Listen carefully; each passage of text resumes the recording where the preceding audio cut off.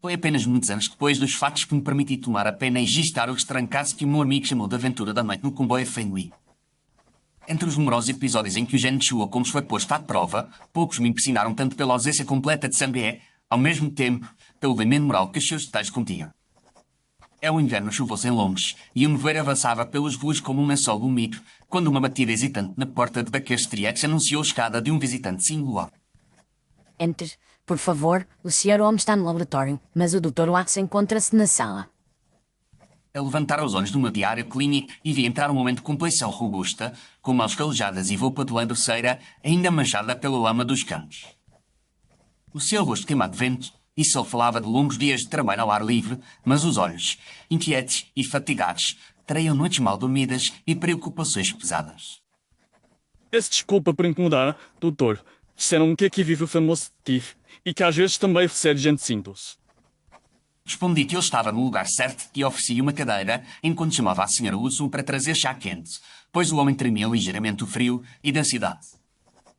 Poucos instantes depois, ouvi o passo firme e rápido do meu amigo a subir as escadas, e a figura alta e magra de Sherlock Holmes apareceu na ombreira da porta, com o cachimbo entre os dedos e um brilho curioso no olhar cinzento. Vejo que a Sra. Wilson não se enganou ao dizer que tínhamos um visitante do West Claw e que a sua viagem não foi motivada por colheitas nem por dado, mas por algo muito mais difícil de medir. Camponês levantou-se abruptamente, surpreendido com as palavras de Holmes, e olhou para mim como se eu lhe tivesse contado a sua vida durante a minha curta ausência. Dizem que o senhor sabe coisas que ninguém podia adivinhar e começa a acreditar, mas juro que não compreender ao doutor. Não é necessário que jure. Meu caro senhor, as suas botas falaram por si e o cheiro de palha seca no seu casaco completou a frase que elas deixaram pendente. Holmes indicou-lhe o lugar com um gesto cortês, sentou-se na poltrona diante da lareira e deixou que o fumo formasse uma espiral lenta, enquanto os seus olhos se fixaram com interesse na figura robusta do nosso visitante. Talvez queira começar por nos dizer o seu nome e de que forma um homem na sua condição se vê envolvido com advogados de Londres e com o que me arrisco a chamar de uma herança indesejada. Chame-me Elias agora, senhor. Sou agricultor no Oeste. Deve que um lugar talvez nunca tenha ouvido esforo, e até pouco tempo a palavra Enas era para mim apenas coisa de gente rica. Ao pronunciar o nome, notei um leve tremor, como se sentisse ainda a estranheza de ouvir assim mesmo ligado a temas de propriedades distantes e fortunas inesperadas. Pedi a Elias que falasse com calma e que nos contasse desde o princípio o que o trouxera ali, e ele, depois de beber um bolo de chá, começou a sua história com aquela simplicidade direta que tantas vezes encontrei na gente do campo.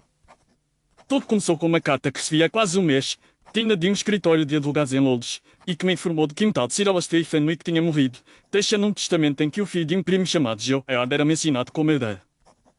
Holmes inclinou ligeiramente a cabeça ao ouvir o nome de Sir Alastair, e os seus olhos brilharam com um interesse que eu já aprendera a reconhecer como prenúncio de um caso digno da sua atenção. Sir Alastair Fenwick, Burnett Recluso, colecionador de quadros de misantropo de reputação curiosa, lembro-me de ter lido o seu obituário. Continue, por favor, Sr. Ayla. Na carta diziam que esse Joe era meu pai, já há muitos anos, e que eu, como seu único filho, poderia ter direito a certas terras e renas, mas também me ensinaram uma coisa que me gelou o sangue, a coleção de quadros do falecido. Não pude conter um leve sorriso ao ver como um camponês ia os quadros como algo mais assustador do que um roço, mas a expressão de Harvey Holmes subiu-me de qualquer comentário.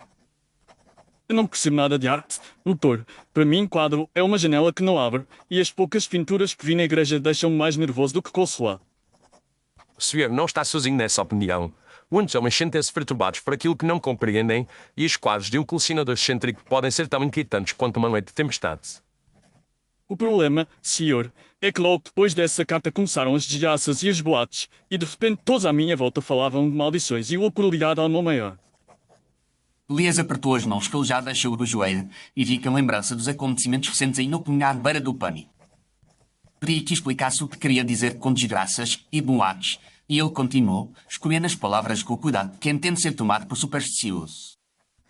Um velho trabalhador da antiga propriedade de Fenwick, que sempre foi meu amigo quando eu era rapaz, caiu de uma escada na galeria de quadros e partiu uma perna, e alguns dizem que só não partiu o pescoço porque o chão estava coberto de tapetes grossos. Logo depois começaram a contar histórias no vilarejo, dizendo que as gerações o enlouqueceu por causa de um quadro de pântano e que qualquer descendente que tocasse naquela coleção haveria terminado da mesma forma. Holmes fez um pequeno som de impaciência, pois tinha pouca tolerância para lendas de aldeia usadas como explicação universal, mas não interrompeu o nosso visitante. Eu não lidaria a essas coisas, senhor, se não fosse o facto de as mesmas palavras sobre o quadro e o pântano começarem a aparecer em cartas anónimas que passaram a chegar à minha casa, sempre vindas de longe. Cartas anónimas, escritas à mão ou com letras cortadas, e em que tipo de papel, se não se importa de recordar esse detalhe. Eram escritas à mão, senhor, em letras do ar, e o papel era fino e cheirava a tinta fresca. Eu guardo todas. Trouxe-as comigo, se o senhor quiser ver. Elias tirou do bolso interior do casaco um maço de envelopes amarrotados, atados com um fio, e colocou-os sobre a mesa diante de Holmes com um gesto entre a esperança e o receio. Holmes datou o fio com dedos ágeis e examinou o papel à luz do dia cinzento que entrava pela janela e aproximou depois da chama da lareira, sem queimar, mas deixando que o calor rolasse leves manchas e marcas ocultas.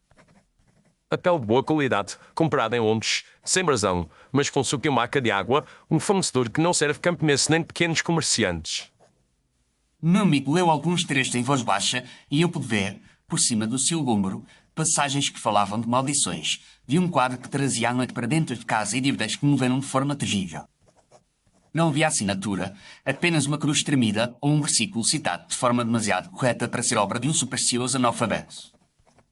Estes avisos são elaborados demais para simples mexericos. Senhor Ayor, alguém com instrução e algum conhecimento bíblico quis apavorar com método. Conte-nos agora sobre a viagem de comboio que mencionou na carta que me enviou. Então o senhor leu mesmo a minha carta. Eu temia que se perdesse pelo caminho, mas sim, foi a viagem ao comboio que me fez decidir procurar a sua ajuda. O camponês respirou fundo, como se voltasse a entrar, em pensamento, no compartimento sombrio onde vivera a experiência que tanto o marcara. Os advogados escreveram dizendo que eu devia ir a Londres para esclarecer a questão da herança, indicaram um comboio, e uma hora, disseram até em que carruagem seria mais conveniente viajar. Naquela noite chovia muito, e o vento batia nos vidros da estação. Eu subi para a carruagem de terceira classe que me disseram, e minha estava quase vazia. Pouco antes do comboio partir, entraram 2 homens, um vestido como clérigo, muito pálido e com um livro de salmos na mão, e outro que se apresentou como comerciante como doces em Londres. Enquanto Elias descrevia aos passageiros, eu podia ver o quadro na minha mente, o compartimento estreito, o cheiro de umidade e carvão, a oscilação da luz do gás. Durante algum tempo ninguém falou, só se ouvia o ruído das rodas e o vento lá fora, mas depois o comerciante começou a contar histórias de heranças que procedem de desgraça, e o clérigo falava de castigos de Deus para quem me cobiçava bens que não eram seus. Aos poucos, sem eu perceber bem como, começaram a falar de quadros sinistros, e um pântano pintado com cores tão escuras que parecia em líquido estrela, e o clérigo citava coisas que eu tinha lido nas cartas anónimas. Piro Holmes endireitar-se na cadeira ao ouvir esta ligação, pois ela estabelecia uma ponte clara entre os boatos florais e as manobras urbanas. A certa altura a luz da carruagem enfraqueceu, talvez pelo vento, talvez por caudência no gás, e ficámos numa penumbra em que só os relâmpagos de vez em quando iluminavam os costos. Torne-se meio escuro que o clérigo tirou de uma pasta um conjunto de papéis e me disse que, para minha segurança e pela paz da minha consciência, eu devia assinar uma declaração. Eu lia em voz baixa frases sobre renunciar, por escrúpulo moral, a qualquer direito sobre a coleção de quadros do falecido, e falava de acidentes de comboio que já tinham acontecido a quem desafiou boa vontade divina. Elias passou a mão pela testa, como se ainda sentisse a umidade daquela noite, e os seus olhos brilharam com a recordação do momento que o dominara. Eu sou um homem simples, doutor. Tenho em Deus e não quero desafiar o céu. Por um momento pensei mesmo em assinar, mas o relâmpago forte iluminou a carruagem e vi as mãos do clérigo. Não eram mãos de quem vive a consolar doentes, eram mãos lisas, sem caos, como as de um escriturário que passa os dias com pena e tinta, e isso entrou na minha cabeça como um agulho.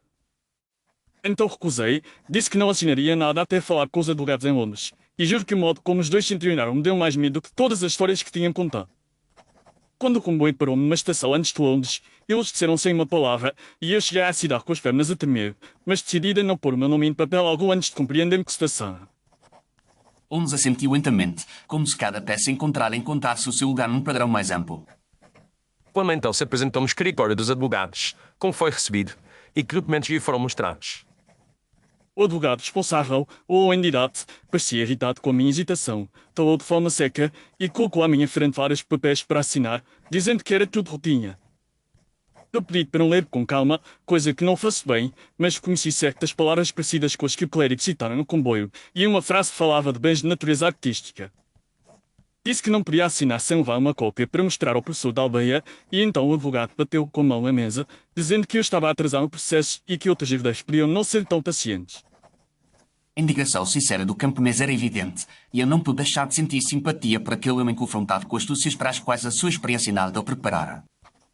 Sei do assassinar, senhor, e quando contei tudo ao professor, ele foi quem me falou de si. Disse que se alguém podia pôr esta gente no lugar era o detetive daqueles trilhetes. E foi assim que vim bater à sua porta. Tens muito bem em vir, Sr. Airar, e não duvido que a sua recusa salvou mais do que os seus direitos. Salvou também a sua paz de espírito. Vejo aqui a confluência de 3 coisas: um testamento, uma coleção de quadros e uma campanha de terror cuidadosamente alimentada, e posso asseverar que nenhuma delas é obra do acaso. Holmes levantou-se e caminhou até à janela e ficou a olhar a nevoeiro por um instante, enquanto organizava os fatos na mente, e eu vi o perfil aquilino recortar-se contra a luz cinzenta, tão familiar e ainda assim sempre impressionante. Há 300 possíveis de intriga: Watson, o sobrinho citadino, o escritório de advocacia que tem a guarda dos papéis e a alguém na própria casa decidam a sair que conhece os quadros e as superstições. Eu perguntei-lhe em voz baixa se já inclinava para algum desses entes, mas ele limitou-se a sorrir e a agitar a mão, como que afasta uma pergunta prematura. Sr. Hayward, aceitaria voltar à propriedade Fenwick na nossa companhia para nos apresentar como seus conselheiros se necessário, como simples curiosos interessados na arte falsida. Se o senhor achar que isso ajuda, irei consigo onde for preciso, senhor. Mas confesso que há algo naquela casa e naquele quadro do pântano que me causa arrepios. É precisamente esse fio que quer estudar, Pet, tanto na casa quanto nos documentos. E se o senhor concordar, partiremos esta mesma tarde. Sim, decidiu a nossa viagem ao oeste, e em poucas horas eu já tinha posto em ordem a minha bolsa, deixado pequenas instruções no consultório e acompanhado Holmes e o nosso cliente até à estação, onde um comboio respirava a vapor como um animal impaciente. Durante a viagem, Holmes deixou o cachimbo descansar e permanecer em silêncio por longos períodos, apenas de tempos em tempos lançando uma pergunta aguda que obrigava Elias a reconstituir mentalmente algum detalhe esquecido. Recorda-se o Clay que no comboio usava algum anel que brilhasse ao relâmpago. Agora que pergunta, sim, o anel de ouro com uma pedra escura, que parecia passo preta na luz fraca. Eu conhecerando tinha sotaque londrino, coroa talvez algo intermediário. Iria que tentava falar fim, senhor, mas de vez em quando escorregava para um jeito de falar que me soava a cidade misturada com puto, e não sei explicar o melhor. Eu observava, não sem ambiação, como Holmes colecionava até mesmo as hesitações do nosso cliente, pois nelas às vezes esconde mais verdade do que nas afirmações categóricas. Chegámos ao nosso destino já que o céu atingisse de vermelho escuro e um cojo nos levou pela estrada enlameada até a propriedade de Fenwick, cuja massa escura se erguia sobre o campo como uma sombra antiga. A casa era de pedra, com torres baixas, janelas estreitas e uma ala claramente adicionada num século mais recente. Ao aproximar-nos, disse sobre a porta um brasão de astro pelo timbre. Sejam bem-vindos à casa de Sir Alastair. Senhores, eu sou a governanta e o Sr. Victor deve estar na biblioteca com o advogado. A mulher que nos recebeu era de meia-idade, com olhos atentos e boca severa, e eu atribuí imediatamente uma honestidade prática, ainda que misturada com os preconceitos da casa que servia. Fomos conduzidos através de corredores vestidos de madeira e com retratos que nos seguiam com o olhar, até uma sala onde 2 homens nos esperavam, um deles em pé junto à lareira e o outro sentado a uma mesa coberta de papéis. Imagino que este seja o nosso famoso camponês relutante e os seus amigos da cidade, que se interessam subitamente por arte e testamentos. O que falar era um homem de 30 e tantos anos, elegantemente vestido, com um sorriso que não alcançava os olhos, e que deduzia ser Victor Fenwick, o sobrinho do falecido. Sou de um Carsteiros, representante do escritório Carsteiros e Fios, que tem a honra de administrar os assuntos da família Fenwick desde o tempo do pai do falecido baronet. O advogado é uma gênio, de rosto magro e olhar frio, e segurava uma pena entre os dedos com que ferramenta larga, mesmo quando não escreve. Sou Sherlock Holmes e este é o Dr. Watson. Por modéstia não se apresenta, fomos convidados pelo Sr. Hayward a ajudá-lo a compreender a situação legal em que se vê envolvido. E a senhora imprensa Londrina agradeceria se soubesse que o senhor decidiu trocar casos de assassinato por disputas de herança, senhor Holmes. Talvez o Sambo tenha finalmente caçado o seu apetite. Entenda-se ao supor que uma linha de tinta num testamento não possa ter o mesmo peso moral que uma bala ou uma lâmina, Sr. Fenwick, mas deixemos o debate filosófico para outra ocasião. O sorriso de Victor apagou-se por um instante e notei um lampejo de agitação, logo recoberto por uma polidez estudada. A nossa posição é simples, Sr. Holmes. Existe um testamento mais antigo que favorece em certa medida o ramo maior e outro mais recente que claramente inverte a disposição dos bens artísticos.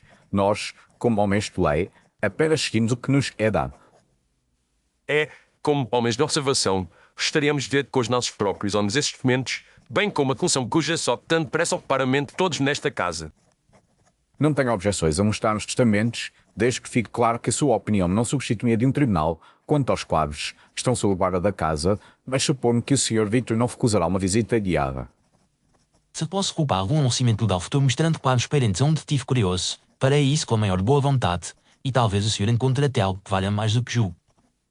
Assim, naquela mesma tarde, vimos os dois testamentos, colocados lado a lado sobre a mesa, enquanto a luz do crepúsculo entrava pela janela e se refletia na superfície ligeiramente amarelada do papel. O primeiro data 2 anos antes da morte de Cyril Astaire. A tinta apresenta envelhecimento uniforme, a caligrafia é firme, irregular, e as cláusulas são redigidas com aquela mistura de orgulho e excentricidade que eu esperaria deste cavalheiro. Holmes passava o dedo sem tocar plenamente o papel, como se sentisse a textura com a ponta da unha, e os seus olhos seguiam cada palavra como quem percorre o mapa. Que, por exemplo, a passagem em que Cyril Astaire especifica que a sua coleção de arte é vir para os descendentes de J.R., que ele descreve como homens da terra, isso está perfeitamente de acordo com o que sabemos do seu temperamento. Ele então voltou a atenção para o segundo documento, aquele que supostamente Burnett fizera pouco antes de morrer, alterando as disposições de forma significativa. Este é mais recente. Sem dúvida, a tinta ainda tem um brilho ligeiro que não encontra no outro. E nota aqui, Watson, e o Sr. Castells certamente não ignorará, que o parágrafo relativo à coleção de arte apresenta uma densidade de papel ligeiramente diferente.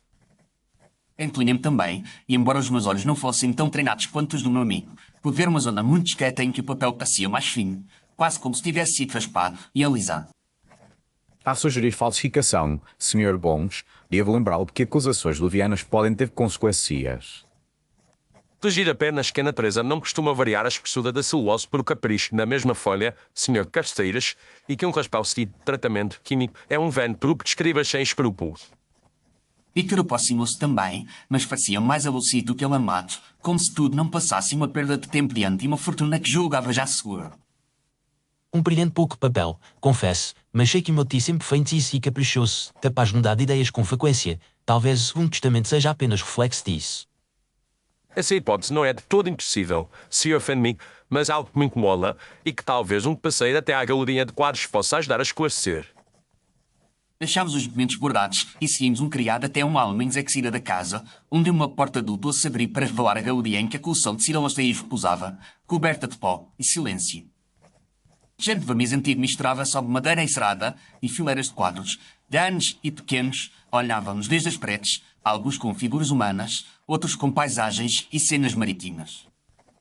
Ao fundo, num lugar de destaque, encontrava-se o quadro que já fora mencionado tantas vezes, a tintura de um Pantanal crepúsculo, cuja presença parecia lançar uma sombra própria na sala. A tela mostrava uma extensão de água parada, refletindo um céu de cores sombrias, com uma única árvore retorcida no primeiro plano e um caminho que se perdia na bruma distante. Esse famoso pântano, segundo alguns, é mais perigoso do que qualquer lama vial, pessoalmente acho apenas deprimente. Holmes aproximou-se devagar, examinando primeiro a superfície da pintura e depois o contorno da moldura, como quem sabe que os segredos de uma obra raramente estão apenas naquilo que ela exige.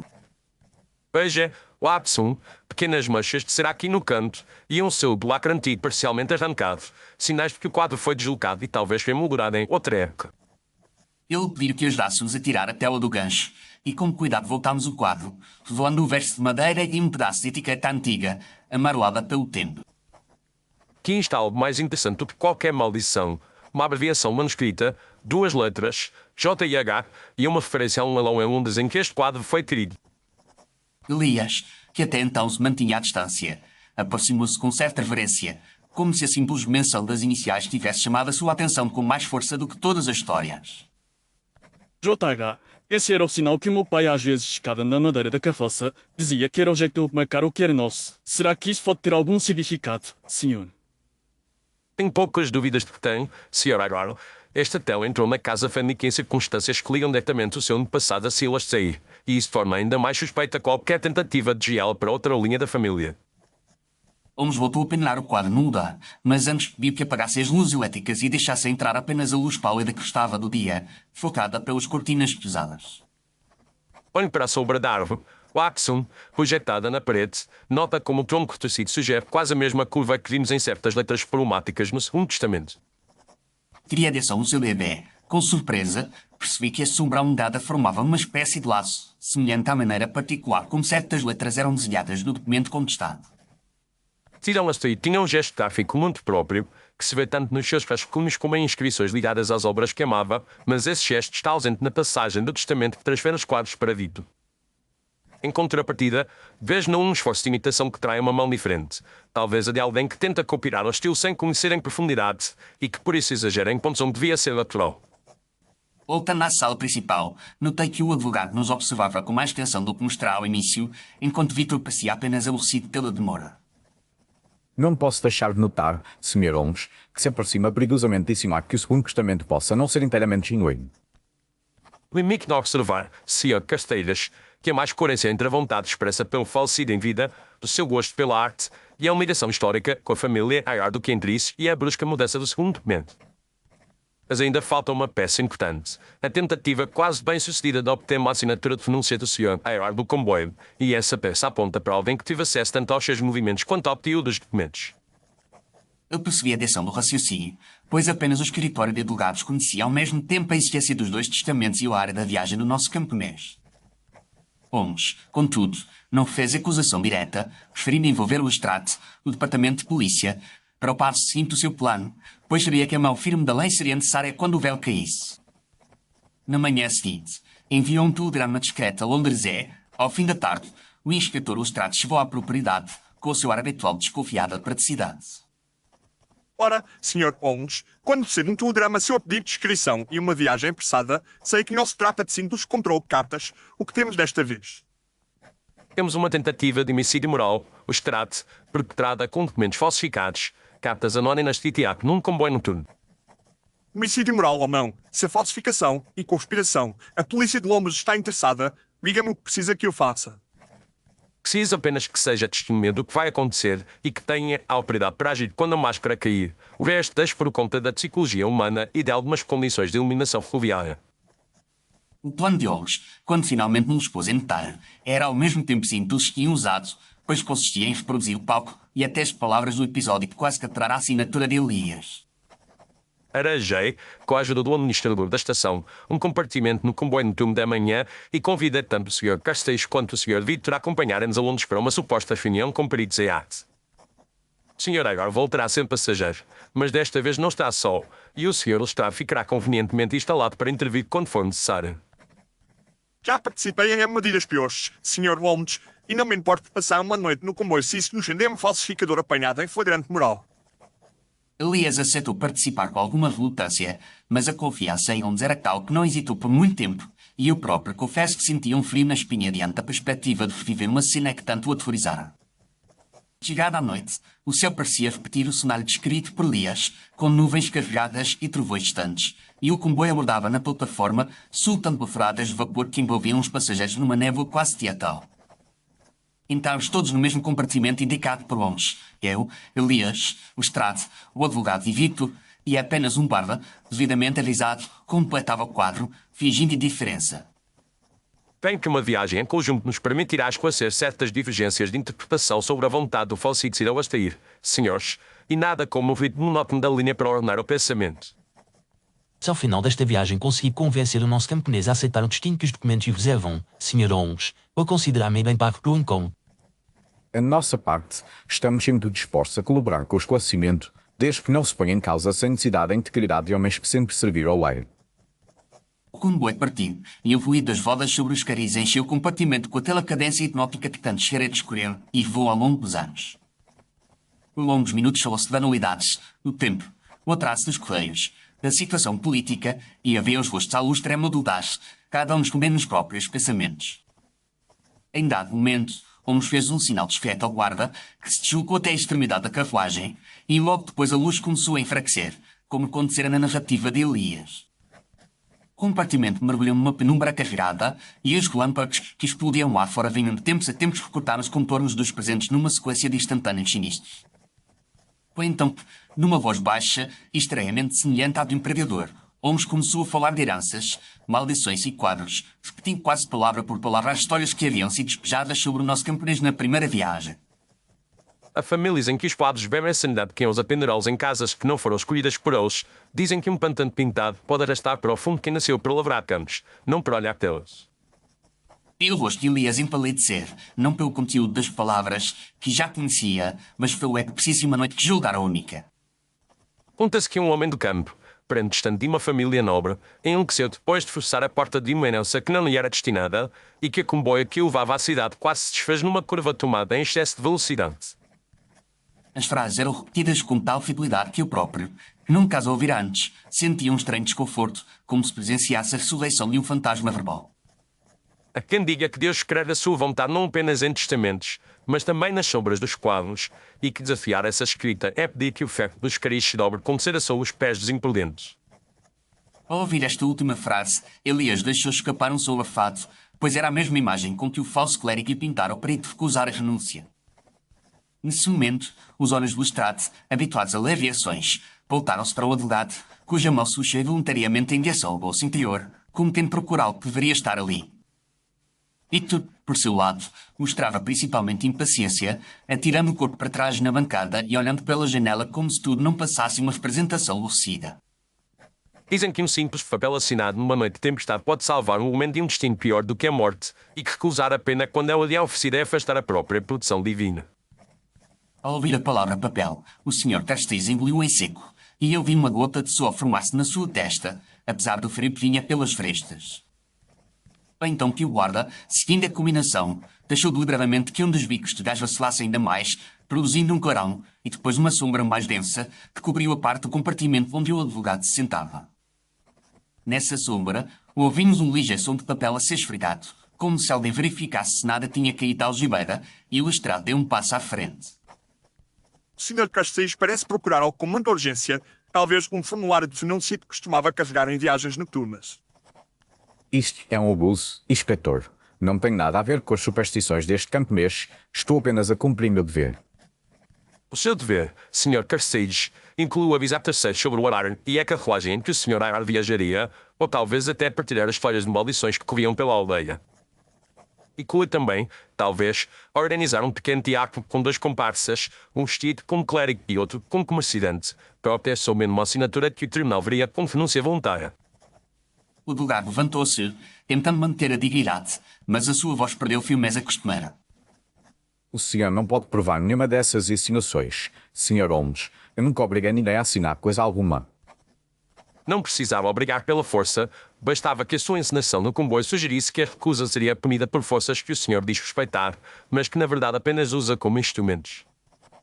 O senhor citou versículos com precisão que não combina com o suposto camponês supersticioso das cartas, usou papel de marca específica para os avisos anónimos e guardou consigo um modelo de renúncia com palavras que coincidem com as do Segundo Testamento.